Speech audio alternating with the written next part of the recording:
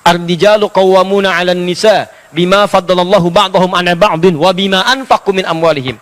Setiap suami itu kata Allah diberikan 2 keistimewaan dibanding istri perempuan. Nanti ibu pun punya keistimewaan dibanding suami. Ada ayatnya lagi. Saya ingin bicara tentang suami dulu. Ya kata Allah, apa 2 keistimewaan itu? Pertama, diberikan perangkat kepemimpinan, kekuatan. Makanya kekuatan kepemimpinan itu ada di laki-laki. Wibawanya, kata-katanya, ketegasannya, ototnya, tanda fisiknya. Laki-laki, perempuan nggak ada. Silakan cek. Yang kuat kan kalau disebutkan laki-laki. Kata-kata yang keras laki-laki. Ya, kata-kata yang berwibawa laki-laki.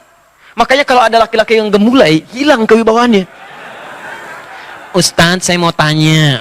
Habis tuh. Kaget. Tuh. Ya. Makanya nggak ada laki-laki begitu jadi imam, bubar sholat. Ya. Allahu Akbar. Siapa yang mau jadi makmum? Paham ya? Jadi itu yang pertama. Ya, makanya nanti di surat Yusuf itu disebutkan pemimpin laki-laki bekerja sama dengan asisten yang manajernya perempuan. Laki-laki itu seperti matahari.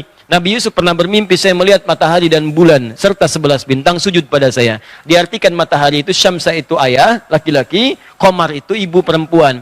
Laki-laki itu seperti matahari dengan kekuatannya sengat, panas. Kalau ada yang ganggu keluarga, ganggu istri, sengat dia. Jangan diam aja. Terusin aja, saya lagi jengkel, enggak mau begitu. Ya, sengat dia, lindungi keluarga, qawam. Matahari fungsinya mengeringkan pakaian-pakaian yang sedang basah. Kalau air mata itu mengalir di pipi istri Anda, keringkan dengan kalimat-kalimat Anda. Sayang, jangan menangis sendirian, hatiku gelisah. Itu, catat. Itu maksudnya. Keringkan, keringkan, keringkan. Ya, perempuan seperti bulan. Bulan itu kan keindahan. Orang kalau mau lihat keindahan, nggak ada yang lihat matahari. Belum pernah saya tanya, mau kemana Pak lihat keindahan matahari? Nggak ada.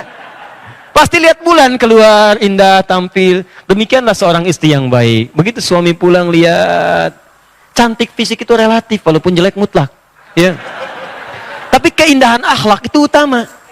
Makanya Sayyidah Khadijah itu kan ketika Nabi melihat, tuh hilang kegelisahannya. Nabi itu sedang capek, lelah. Menerima dakwah, nyampe rumah, lihat wajah istri, baru lihat aja. Itu hilang kegelisahannya, baru lihat wajahnya. Dia bukan bicara masalah kecantikan fisik, bukan. Keindahan kata-katanya, keindahan tampilannya. Itu gimana caranya Bu? Suami pulang dari kantor, capek, pekerjaan menumpuk, nyampe rumah, ya di jalan diklaksonin, dibalap orang gitu kan, gak enak. Nyampe rumah begitu lihat ibu buka pintu, Assalamualaikum, Waalaikumsalam. Lalu kelihatan ibu, Masya Allah, tambah masalah. Ya. Itu tandanya ada ketidaksesuaian. Belajar. Sekarang banyak buku tentang Khadijah. Banyak buku, ada cetakan A, cetakan A, cetakan B. Baca bagaimana Sayyidah Khadijah. Kalau yang gesit-gesit belajar dari Sayyidah Aisyah. Ya, kalau yang penyabar belajar dari Sayyidah Saudah binti Zam'ah. Semua ada keutamaan. Makanya sering saya katakan di episode yang lalu, kenapa Nabi diperkenankan menikah lebih daripada 4 istri? Karena semua istri Nabi mewakili seluruh karakter perempuan di muka bumi. Makanya ibu lihat-lihat dirinya kira-kira mirip siapa. Lihat, cek karakternya. Lalu pelajari dari situ. Ya, jangan tertukar kadang-kadang. Maaf, ini suami jadi bulan, ya istri jadi matahari.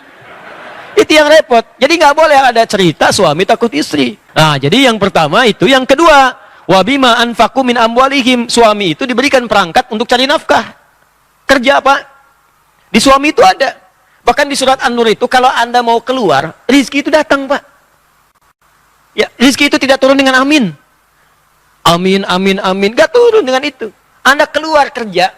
Begitu keringat Anda keluar, dapat seketika. Rizki itu dituliskan di akhirat. Dituliskan, di Lauh Mahfuz sudah ada. Dituliskan di langit. Ya, Quran surah ke-51, ayat 22. Paling kanan agak sedikit ke bawah. Wa fis sama'i rizqukum wa ma tu'adun. Di langit rizki Anda dituliskan, sudah ada. Dan dijanjikan oleh Allah akan diberikan. Kapan itu diberikan? Kalau Anda keluar mau kerja menjemputnya. Anda keluar, baru keluar rumah tuh dituliskan. Bergerak Anda, rizki turun. Cuma kadang-kadang ada yang turun langsung seketika, ada yang diakumulasikan sehingga jumlahnya terasa besar. Cuman kadang-kadang Anda nggak sadar. Hari pulang pertama nggak dapat, sepekan nggak dapat. Begitu sebulan keluarnya banyak. Sebulan yang diakumulasikan. Kenapa ditunda oleh Allah? Karena Allah ingin mendengar doa Anda. Sebab kalau orang usaha belum dapat hari itu, pasti tahajudnya nambah. Baca Qurannya meningkat. Kadang-kadang dia puasa yang selama ini nggak pernah dia kerjakan. Sedangkan Allah pencemburu, apalagi bagi orang ahli dunia. Kerjakan, rezeki datang. Coba Anda lihat kalau nggak percaya. Orang modal cuma tangan aja di persimpangan jalan. Masuk 5.000. Thank you bos. Bos 5.000. 2.000 masih bapak. Ya, 10.000 dipanggil om Anda. Ya, ada yang modal peluit, ada yang jalan, ada yang bawa barang-barang, ada yang belajar sampai tinggi sehingga dengan peningkatannya melesat. Tapi ingat baik-baik kata Allah, setelah dapat itu semua, yang harus Anda petakan, coba pelajari kebutuhan rumah tangga itu berapa. Sebulan 20 juta, gaji 30 juta pendapatannya, 30 juta, maka pahamilah kata Allah, yang 10 juta, itu bukan saya lebihkan, tapi saya berikan kepada kamu untuk nyari akhirat. Cuman dititip, belum itu diambil. Kalau Anda nggak siapkan investasi akhirat, kejadian. Kadang-kadang ada pencurian, kadang-kadang kebakaran, semua harta habis. Kadang-kadang kebanjiran, ya awas, kertasnya habis, uang kertas, banjir, basah, habis, kebakaran, hancur. Apa yang mau Anda banggakan dari situ? Nggak ada. Makanya begitu itu ada, niatkan untuk akhirat. Dan hebatnya kata Allah, begitu Anda keluarkan, ditambah bukan dikurangi. La in syakartum, Quran surah 14 ayat yang ke-7. Gimana mengeluarkannya? Ada zakat. Begitu zakat dikeluarkan naik 10 kali lipat. Makanya keluar zakat. Makanya kata Allah, kalau ada orang lupa zakat, ingatkan dia. Kalau perlu ambil. Ya, yang berhak supaya dikeluarkan. Saking sayangnya Allah supaya nambah hartanya bukan berkurang. Kalau nggak dikeluarkan ada ancaman. Kalau dikeluarkan tambah 10 kali lipat.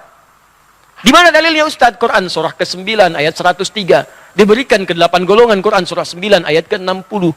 Yang 103, khudz min amwalihim shadaqah. Ambil dari harta temanmu itu. Ingat dia zakat belum keluar, ingatkan supaya zakat. Berikan ke 8 golongan. Dapat 10 pahala. Ningkat lagi hartanya, ningkat minimal 10 kali lipat. Kalau sudah keluar zakat masih ada, infak keluarkan. Infak itu lebih dahsyat. Kalau zakat fardu memang harus keluar. Kalau infak itu sunnah. Kalau dikeluarkan pahalanya lebih daripada zakat, 700 kali lipat paling minimal. 700 kali lipat paling minimal. Dari mana dalilnya Ustaz? Quran surah kedua Al-Baqarah ayat 261. Paling kiri sebelah atas. Matalul ladzina yunfiquna amwalahum fi sabilillah kamathali habba ambatat sab'a sanabil fi kulli sumbulatin mi'atu habba wallahu yudha'ifu liman yasha wallahu wasi'un alim. Orang kalau mau infak diibaratkan kata Allah seperti menanam 1 biji, tumbuh 7 tangkai. Setiap tangkai ada 100 biji baru. 1 kali 7 kali 100, 700 kali lipat paling minimal. Bahkan bisa dilipat gandakan tanpa batas sesuai keikhlasan. Makanya kadang-kadang disentuh pengajian, ada kotak infak, itu bukan mobil-mobilan tuh. Lewat, bukan. Kotak infak.